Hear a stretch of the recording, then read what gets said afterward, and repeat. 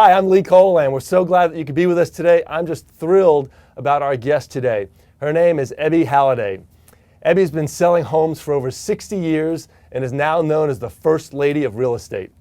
Ebby Halliday Realtors, in fact, is ranked #1 in the Dallas-Fort Worth metro area, #1 in the state of Texas, and in the top 10 in the entire country. Ebby was born in 1911, and so for those of you who are not very good at math, that means she's 47 years old.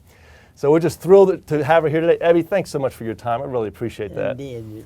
She is one busy young lady, let me tell you, so it's really an honor for us to be able to have her here today.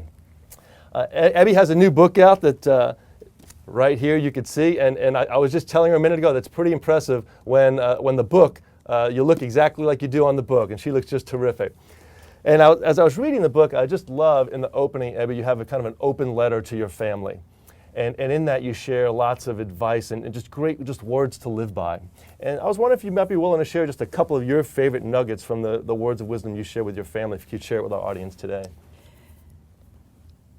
Number one, I think that my letter, which went to my nieces and nephews primarily, was to have a good relationship with God. Great. Start the day with a prayer and to always be grateful for the blessings that God gives, and also to take care of their health. I believe with health, anything can be accomplished. And so many young people, too many young people, don't realize that smoking is bad, and drinking is certainly should be controlled, and most of all, stay off drugs. Sure. Another portion of my letter that I think is important is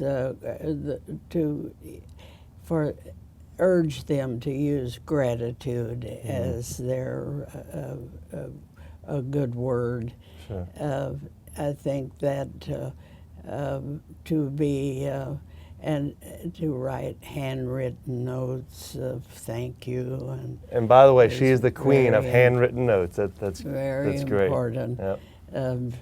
I know that you'll get another one, and I'm so pleased to have you interview me, and I've admired your books I appreciate and that. have Thank you very much. all of them. Thank you.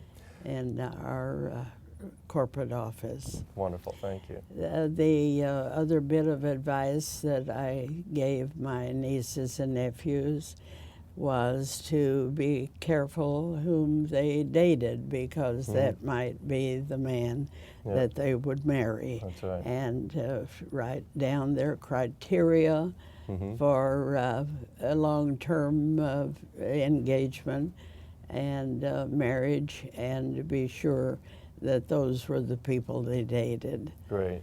And I think that another item was just general information on how to do for others. Right.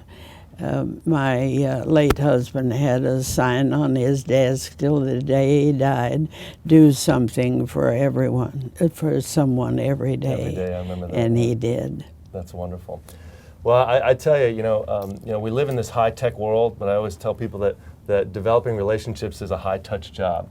And Ebby's a classic example of, you know, not getting caught up in the email and stuff, and it's so much more meaningful when you get a personal note from somebody. They took the time, even if it's just a minute, it just has much more greater impact. So for those of you out there trying to develop relationships, whether it's customers, your family, or other areas of your life, consider kind of a little throwback to the old school and go with a handwritten note.